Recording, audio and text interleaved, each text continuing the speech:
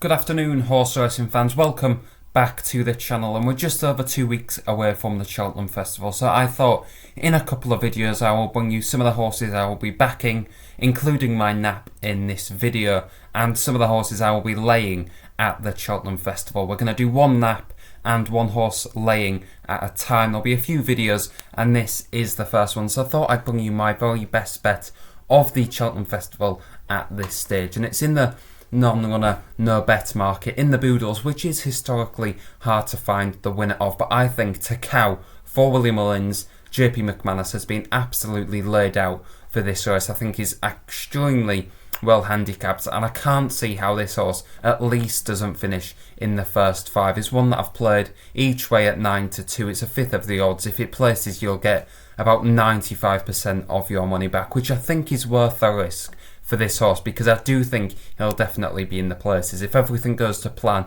which does take a lot of trust in the Boodles, just because there will be 20 runners, plenty of inexperienced horses. But I think this horse is going to go on to much better things. We saw Gaelic Warrior in this race last year for Willie Mullins. He was beaten and he's now about £20 higher than his mark, so it does take a very good horse to win the Boodles. But JP McManus did win it last year with Brazil. Hopefully he can go back to back and land it again. So Takao came over from France. He ran in France on the flat once. That was over a mile and a quarter. He showed plenty of pace that day. He dominated the race, and it was soft ground, and he just quickened and went further and further clear. He won by about 4 lengths in the end. Was then bought by JP McManus, who made his debut where he was backed off the boards really. He was backed from about 2-1 into 5-6, very strongly supported. He must have been showing plenty at home, and after the race he finished in third. He was beaten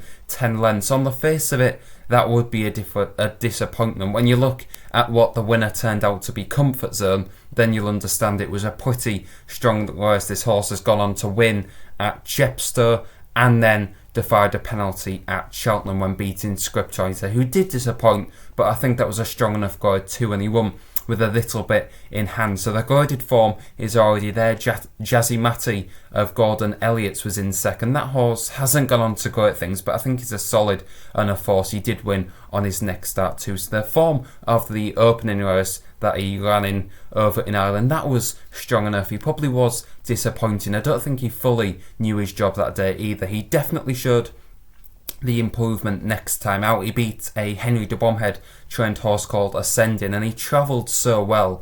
And I think Mark Walsh must have learnt his lesson from the first day, because this horse was played very late. Mark Walsh didn't touch him coming down to the last, jumped the last and just quickened clear. He won by half a length. I think he could have won by a lot further if he wanted to, and maybe just scraping home by half a length was all part of the master plan of keeping his handicap mark down. He had a little bit of a break after that. That run was at the back end of December. His next run was at the Dublin Racing Festival. In the race that Gala de Marceau won, Lossiemouth finished second, and the most predictable thing ever was Takao finishing in third. I did tip this horse up at 16-1. I knew he was never really going to win, but he was just almost a certainty to finish in third place, and he jumped so well this day. He travelled wide throughout, which I don't think helped.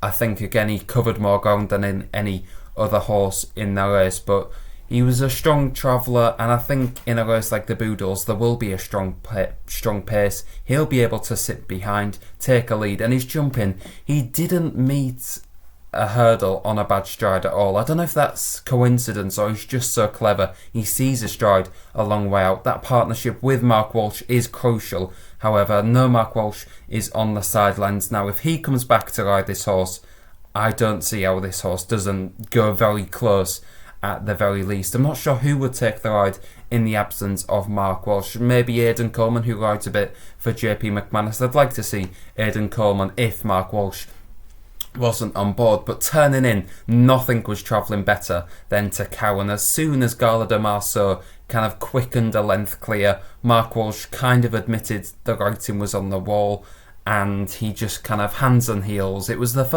his first ride of the year. He was coming back from injury, and you could tell he was tenderly handling the horse, and he just dropped back, and he ended up finishing about 12 or 13 lengths off the winner, which was the very impressive Gala de Mars. So Lossiemouth was in second, and Takao was giving these horses £7 as well. So I think the form of this horse is very good. He's been given a mark of 128 by the Irish handicapper.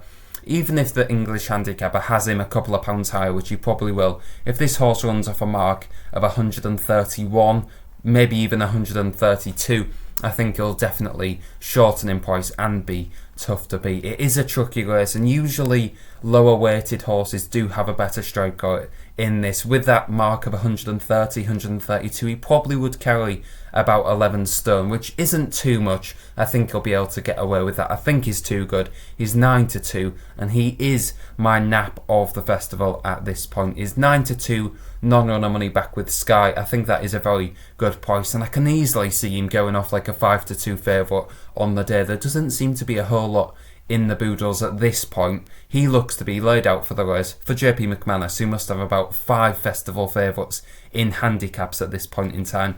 He's got a strong field. I think he's really targeted the handicaps from a long way out as well, which can only be a positive. So Takao at 9-2, I should say, on day one in the Boodles. I think he's my best bet of the festival. We'll keep it short and sweet for the horse that I will be laying, and it comes in the Stayers Hurdle. It looked a terrible race just a couple of months ago. Now it looks like it's probably going to be one of the races of the festival. There's plenty of contenders in there, none more so than the favourite Blazing Carl, who I think is opposable. He's about 11-4, 5-2 in places. That is far too short for me. And if you look at his form, everyone has seemed to say all season if he turns up in this race he's going to win. People even thought he'd win this race if he turned up first time out this season. I'm not of the opinion. He's only ran 3 miles once in his career, so to run in it a second time in the Stayers Hurdle where it's going to be a stamina test, I'm not too sure he's going to stay this distance. He beat Gelino Bello in his only start over 3 miles at Cheltenham. He does have the course and distance form, but he beat Gelino Bello by 4 lengths. Ballygriffin Cottage was 2 lengths further back. I don't think that's the strongest novice form of all time. He stepped up into Open Company last time out, and he only hit the track on the 12th of February, so it's not that much of a turnaround to Cheltenham. I think the bounce factor, I believe in the bounce factor, especially when it's after a long break, because trainers usually just have them the extra 5-10% ready for their first comeback, just to make sure they're sound enough. And I think second time out, especially with only about a month turnaround, horses they just do underperform. I think I've seen it enough to believe it.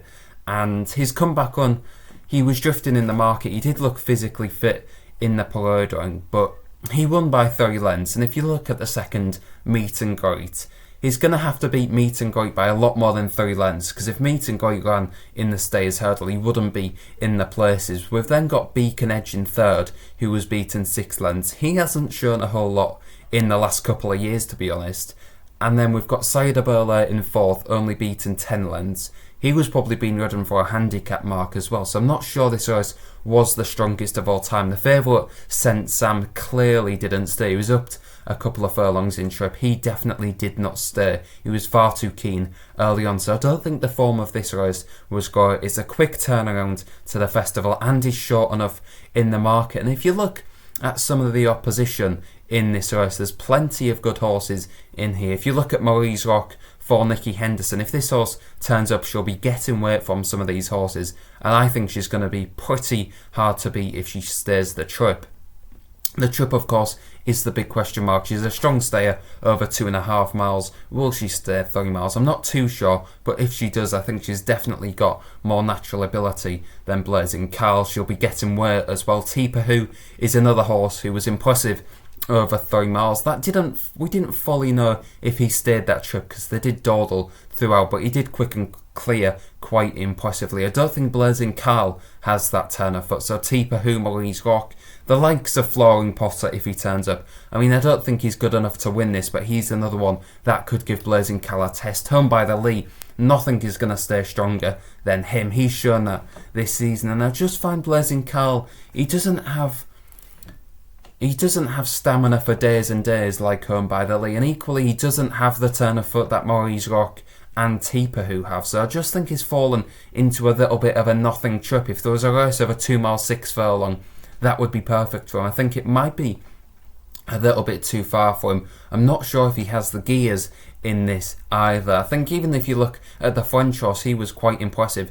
Gold Tweet last time out at Cheltenham, so there's plenty of opposition, and I just think the 5-2 is a little bit too short. I think it's far too short actually. I probably would back this horse if he was similar to Teeper, similar to Cow, in that he was kind of an each way to nothing bet, but any shorter than that I wouldn't want to be getting involved with. So he's going to be my lay of the festival. Blazing Carl in the Stayers Hurdle. Nap of the festival is Cow in the Boodle. So that's all, and part 1 of this series. I'll be back in another couple of days with another strong bet and another horse which I will be laying on the festival. There's plenty more Cheltenham content to come over the next couple of weeks as we build up. Only 2 weeks away now. The excitement is building. Thanks a lot for watching. Don't forget to subscribe for all the Cheltenham content, and after Cheltenham, the Grand National is around the corner, so lots to look forward to. Thanks for watching, and I'll see you next time.